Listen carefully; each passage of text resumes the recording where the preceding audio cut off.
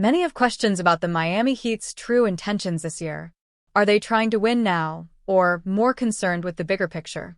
Tyler Herro's absence to start the regular season will force them to reveal the answer through how they fill his minutes.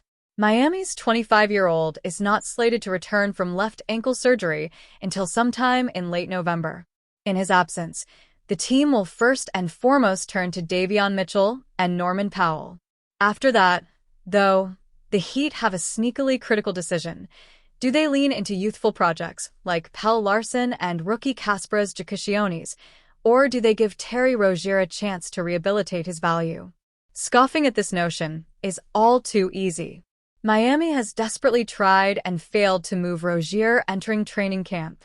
But as Ira Winderman of the South Florida Sentinel notes in a recent mailbag, a veteran with 10 years of NBA experience is more likely to deliver a bounce-back season than the Heat are to get breakout campaigns from a handful of unknowns. The Heat's commitment to the bigger picture will be tested. This logic isn't really up for debate.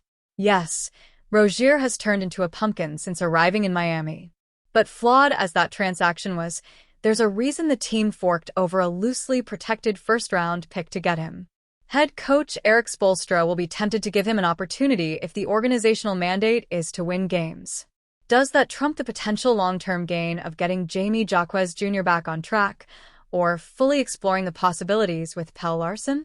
Winderman writes, "Win now or set up the future. That will be a key decision regarding the Heat's approach amid Tyler Herro's absence." In reality, there should be no decision. Even if Rozier goes kaboom during Herro's absence and contributes to a better-than-expected product on the court, he's not going to be back after the season. The Heat have another superstar acquisition in their sights, and paying him is too much of a risk for a club that needs to prioritize cap flexibility or the procurement of tradable contracts, prospects, and picks. Still, anybody who remotely follows the Heat knows that they don't rebuild. Not in the traditional sense. Their trade for Powell, while a move you make 11 out of 10 times no matter what, suggests their intent on remaining relevant through the season. Going completely away from a veteran like Rozier in favor of player development would be a somewhat out-of-character move. Herro's injury could change Miami's approach. Ideally, the Heat will come to find that Larsson, Giannis, and Jaquez do more to drive winning than Rozier. And that's not outside the realm of possibility. But the opportunities afforded to all of those guys was up for debate before Herro's injury.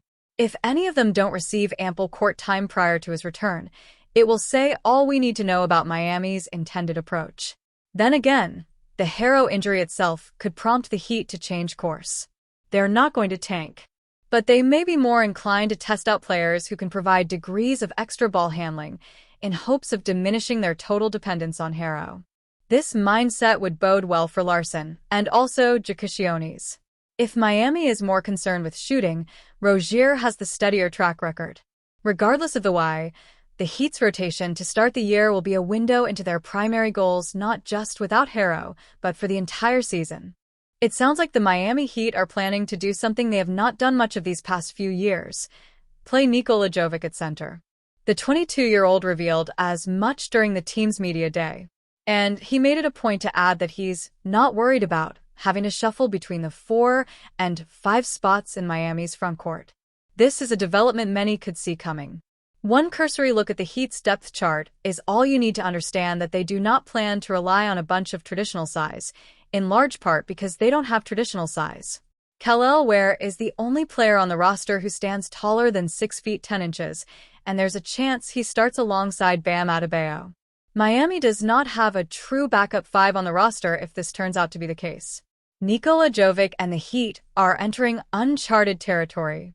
Staggering Adebayo and Ware can paper over some of the gaps, but head coach Erik Spoelstra will invariably need Jovic to sponge up reps at the 5. And to answer your question, no, this does not change simply because the team reunited with Precious Achiuwa. Standing 6 feet 10 inches, Jovic has the size, in theory, to get by at the center position. It just isn't something he has needed to do before. Last year, just 3% of his minutes came at the 5 spot, a career low. Before that, he logged 10% of his possessions at center in 2023 to 24. And while 30% of his reps came in the middle as a rookie, that sample size clocks in at just under 60 minutes because he hardly played overall. All of which renders Jovic, at the 5, a clear departure from how the Heat have deployed their frontcourt. To be clear, it isn't a reason not to embrace it. If anything, the absence of more information is exactly why Miami should use him in this role more often. Jovic at center can absolutely work. Jovic stands to be a nightmare matchup for opposing defenses when he's at center. Not only does he stretch the floor with his outside range, but he has the handle of someone who's closer to a power wing than a conventional big man. Imagine traditional bigs attempting to guard that. Lining Jovic up opposite rival fives could, of course, come at a defensive cost. The Heat should internally agree not to care. Offense is their single biggest concern. It is what made their acquisition of Norman Powell critical on so many under-the-radar levels. This offensive desperation should only intensify with Tyler Herro's timetable for return from left ankle surgery, leaving sidelined through November. Putting Jovic at the 5 opens up the floor for everyone during minutes, without Adebayo. That's a big deal when you consider how much getting downhill matters to the effectiveness of not only Powell but also Pelle Larsson and Davion Mitchell. Who knows? Giving Jovic more run at center could foment the kind of offensive breakout that inserts him into most improved player discussions. It also might not move the needle. The Heat don't know for sure. That's the entire point. It's time for them to find out. The Miami Heat have long been rumored as a potential landing spot for Milwaukee Bucks superstar Giannis Antetokounmpo, and a recent episode of the Locked On Heat podcast has shed light on what it might take to pry the 2-time MVP away from Milwaukee. According to the podcast, the Heat would face steep competition from teams like the Houston Rockets, Brooklyn Nets, and Oklahoma City Thunder, all of whom are reportedly in the mix for the Greek Freak.